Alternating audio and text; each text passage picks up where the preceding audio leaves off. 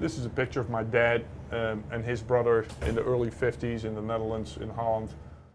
Well, I'm in the meat business, and that started way back when. I was born and raised in Holland, and my father had a meat business there, and I wanted to follow into his footsteps, I guess. As everything comes in, we stock it by date, by product, and that's how we keep track of the inventory. And today we have basically a wholesale meat company that supplies restaurants, hotels, country clubs, and caterers. We have 85 people working. We're in a 40,000 square foot building, 20 delivery trucks on the road. Maybe the butcher should be cutting the watermelon. What do you think? Maybe you need a bigger knife. Well, wasn't really aware that I had an illness. One morning when my kids went to a soccer game, they came home around 11:30 on a Saturday morning, and they were wondering where I was, and they couldn't find me. And as one wanted to use my shower in my bedroom, she saw I was still asleep, but they couldn't wake me up either. I basically was in a glycemic coma, and finally they kind of got me up and got me downstairs and gave me some orange juice to drink, which gave me an instant jolt of the sugar, and that kind of really woke me up.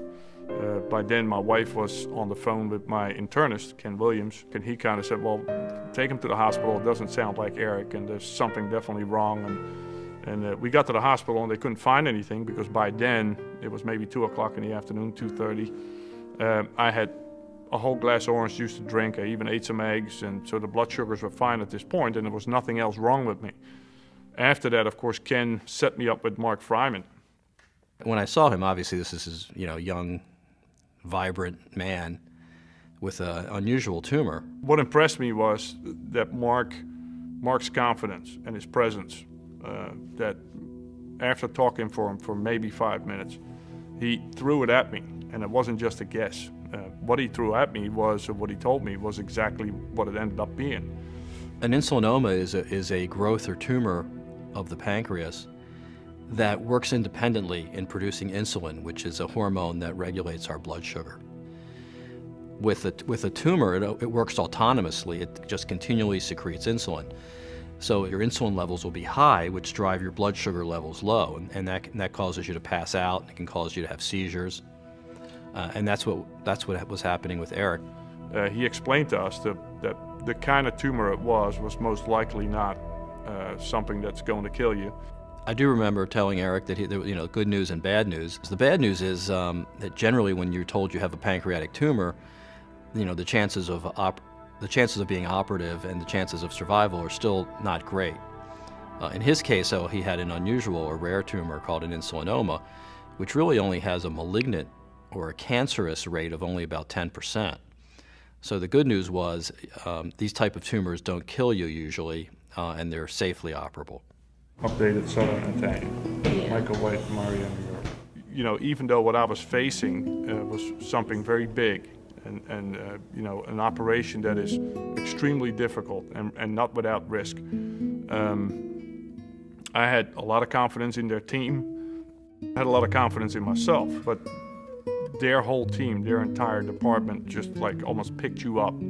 And don't worry about it, we'll get this done. And Mark Fryman said too, hey, listen, this is a big surgery, but you're otherwise a healthy guy. Once I'm done with this, you're good forever, it's gone, and you don't have to worry about anything. And that kind of really, gave me some peace and looked at it a little different than I maybe did the first day. I assisted Dr. Fryman in his surgery, and he underwent a Whipple, which is removing the head of the pancreas with the tumor. It's a very intricate operation. It's not performed in the community in many places, and Dr. Mackey and I, myself, are specialized in this procedure. And the fact that Dr. Mackey and I do the operation together also adds an additional level of expertise to the operation. Lessens anesthesia time, probably decreases the blood transfusion rate. And in my feeling, the operative times are about half of what they are in other institutions, and it allows for quicker recovery. The surgery went really well. 3 to 4 hours it was scheduled, but it was a little less than 3 hours. The aftermath in the hospital was really fast. Mark would check up on you every day, and I had 3 hoses in my nose if I believe right, and I was really uncomfortable with it. And and he explained to me each hose, what it was doing, and I said, well, I don't need the oxygen hose anymore. I'm breathing, so he took that out, and then there's a feeding tube, and I said, I don't need that either. Take that out. I'll start eating before you know it.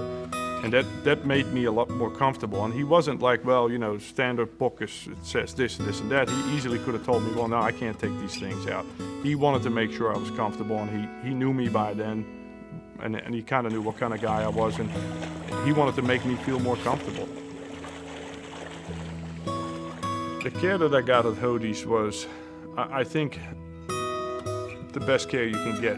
It was the care of making sure that all the paperwork was done, the care of making sure that before you went in that you were comforted to a point where don't worry about anything, the hand of the surgeon on your shoulder and listen, we got this, and that is all very important. I mean, that kind of really makes you lay down on that stretcher right before they put you to sleep, and there are no worries. You know you're going to wake up. You know you're going to be fine.